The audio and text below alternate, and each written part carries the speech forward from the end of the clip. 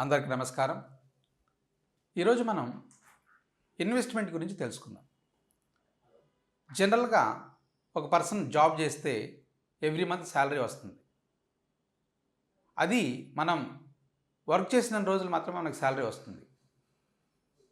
75% of the people only salary మీదే depend అవుతారు.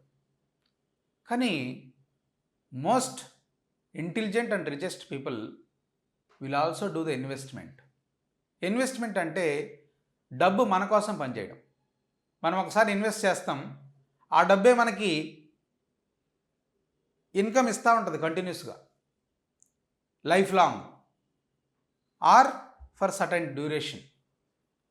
ఈరోజు మన ఇండియాలో టాప్ 5 ఇన్వెస్ట్మెంట్స్ గురించి తెలుసుకుందాం. ఫస్ట్ వచ్చరికి fixed income investment. The second one is equity investment. Third one real estate investment. Fourth one commodity investment. And the fifth one insurance and retirement plans. These are the top 5 investments in India.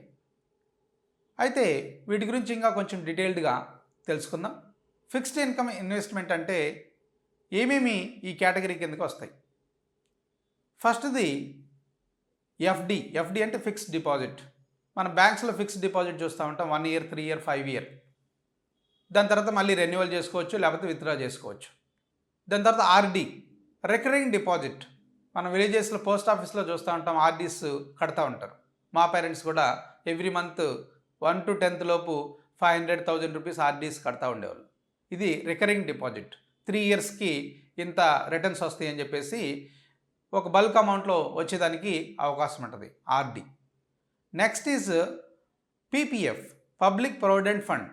So ఇది కూడా one of the investment, fixed income investment కిందకి వస్తుంది. దాని తర్వాత NSC, government bonds ఎన్నో ఉన్నాయి, and private bonds కూడా, private companies నుంచి కూడా ఎన్నో బాండ్స్ ఉన్నాయి. ఇవన్నీ ఫిక్స్డ్ ఇన్కమ్ ఇన్వెస్ట్మెంట్ కిందకి వస్తాయి. Second one is equity investment. చాలామంది ఈక్విటీ ఇన్వెస్ట్మెంట్స్లో ఇన్వెస్ట్ చేస్తూ ఉంటారు for getting high returns. Equity investment అంటే ఒక కంపెనీ మనం మ్యూచువల్ ఫండ్స్ కొనుక్కుంటాం, లేకపోతే షేర్స్ కొనుక్కుంటాం. అక్కడికి వచ్చే ప్రాఫిట్స్ని బట్టి మన ఇన్వెస్ట్మెంట్ ఎన్ని రెట్లు పెరగాలి అనేది కంపెనీ యొక్క గ్రోత్ని బట్టి డిపెండ్ అయి ఉంటుంది. But it can also go down. Company value తగ్గిపోతూ ఉంటే దాని వాల్యూ కూడా తగ్గిపోవచ్చు. So it is a risk game, but it has high returns. So risk is there, but high returns. Fixed income ఇన్వెస్ట్మెంట్లో no risk, only the income is fixed but no risk. But ఈక్విటీలో but there is risk involved, but high returns వస్తాయి మనకి. Third one మనకి real estate investment. సో దీంట్లో చాలా high returns. దీంట్లో 2 రకాల ఇన్వెస్ట్మెంట్స్ ఉంటాయి మనకి. ఒకటి వచ్చేసరికి రెసిడెన్షియల్ ప్రాపర్టీస్ అవ్వచ్చు, ఇంకోటి కమర్షియల్ ప్రాపర్టీస్. రెసిడెన్షియల్ ప్రాపర్టీ అంటే ఏంది? ఒక ఓపెన్ ప్లాట్ తీసుకోవచ్చు, లేదా ఒక అపార్ట్మెంట్లో ఇల్లు కొనుక్కోవచ్చు, లేదా ఒక విల్లా కొనుక్కోవచ్చు. ఇల్లు కానీ అపార్ట్మెంట్ కానీ కొనుక్కున్నాం అనుకోండి, ఇల్లు కానీ విల్లా కానీ కొనుక్కుంటే మనం దాన్ని రెంట్కి ఇచ్చుకోవచ్చు, మంత్లీ ఇన్కమ్ వస్తూ ఉంటుంది. అదర్వైజ్ కమర్షియల్ ప్రాపర్టీ అంటే ఒక షాపు, లేకపోతే ఒక బిల్డింగు, మెయిన్ హైవే రోడ్డుకు ఉంది, ఒక షాపింగ్ కాంప్లెక్స్కి రెంట్కి ఇచ్చాం, కమర్షియల్ ప్రాపర్టీ. అక్కడ ఇంకా ఎక్కువ హై రిటర్న్స్ ఉంటాయి. ఇది real estate investment. And the fourth one is commodities, gold and silver.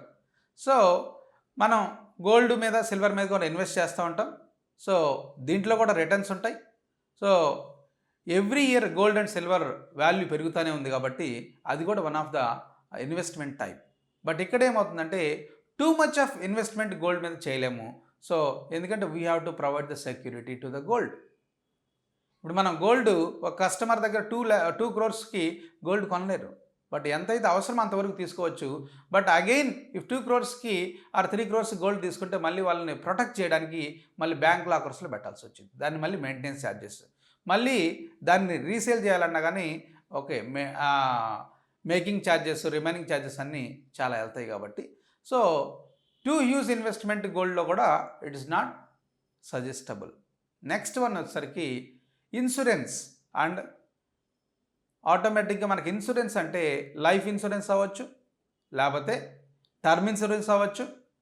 మనకి ఏదైనా జరిగితే మన ఫ్యామిలీకి ఒక బ్యాకప్ ప్లాన్ లాగా. లేదు మనకి 20 ఇయర్స్ 30 ఇయర్స్ తర్వాత రిటర్న్స్ కావాలి, పిల్లల ఎడ్యుకేషన్ కోసం అవ్వచ్చు, లేకపోతే పిల్లల మ్యారేజ్ కోసం అవ్వచ్చు, అది ఇన్సూరెన్స్ ప్రోడక్ట్స్లో తీసుకుంటాం. Next retirement plans. Retirement plans అంటే ఏంది? 50 ఇయర్స్కి రిటైర్ అవుతున్నాం, 50 ఇయర్స్ తర్వాత కూడా మన కమిట్మెంట్స్ అనేవి తగ్గవు కాబట్టి అది లైఫ్ లాంగ్ కంటిన్యూ అయింది కాబట్టి ఆ రిటైర్మెంట్ ప్లాన్ ఎప్పుడైతే ఇప్పుడు ఎర్నింగ్ స్టేజ్లో ఉన్నప్పుడు ప్లాన్ చేసుకుంటారో వాళ్ళు జాబ్ నుంచి బయటకు వచ్చిన తర్వాత కానీ లేదా బిజినెస్ చేయనప్పుడు కానీ వాళ్ళ continuous returns life long returns వస్తాయి కాబట్టి retirement planning is also one of the investment for their future. ఈ 5 రకాల ఇన్వెస్ట్మెంట్స్ మన ఇండియాలో టాప్ 5లో ఉంటాయి. Out of these most richest people invest చేసేది ఒకటి రియల్ ఎస్టేటు, ఇంకొకటి షేర్ మార్కెట్. షేర్ మార్కెట్లో ఇన్వెస్ట్ చేయడానికి ఇంకా ఎక్కువ నాలెడ్జ్ ఉండాలి వాళ్ళకి, అండ్ ఎక్కువ నాలెడ్జ్ ఉంటే there are more returns can come. So without no knowledge, if they invest also, then they might lose money. Real estate also, they need to have the proper awareness before they invest. Thank you.